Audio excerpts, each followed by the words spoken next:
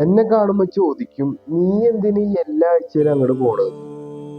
അപ്പൊ ഞാനൊന്ന് ചിരിയോടുകൂടി ഞാനവിടെ മാറ്റിക്കളയും. സംഭവം എന്താന്ന് വെച്ചിട്ടുണ്ടെങ്കിൽ, നമ്മളിലുള്ള ഒരു നെഗറ്റീവ് ഊർജ്ജമുണ്ട്. ഈ നെഗറ്റീവ് ഊർജ്ജം നമ്മൾ അറിയാതെ തന്നെ ബൂസ്റ്റ് ആയിക്കൊണ്ടിരിക്കും. അതിനെ ഹോൾഡ് ചെയ്ത് നിർത്തിയിട്ട് നമ്മളിലുള്ള പോസിറ്റീവ് ഊർജത്തെ ബൂസ്റ്റ് ചെയ്തെടുക്കാൻ പറ്റിയൊരു സ്ഥലങ്ങളാണ് ഈ ദേവാലയം. അതിനെ പറ്റി അറിയാവുന്നവരുണ്ടെങ്കിൽ അത് കൃത്യമായിട്ട് ചെയ്യാനും പറ്റും. നമ്മളിലുള്ള നെഗറ്റീവ് ഊർജം താഴ്ത്തിയിട്ട് പോസിറ്റീവ് ഊർജത്തെ ബൂസ്റ്റ് ചെയ്തെടുക്കാനും പറ്റും. ഞാൻ ഈ നടക്കണത് ആലിന് ചുറ്റും പ്രദക്ഷിണം വെക്കണതല്ല കേട്ടാ. ഇവിടെ ഒരുപാട് ദൈവങ്ങളെ ഉപേക്ഷിക്കപ്പെട്ട രീതി കിടപ്പുണ്ട്.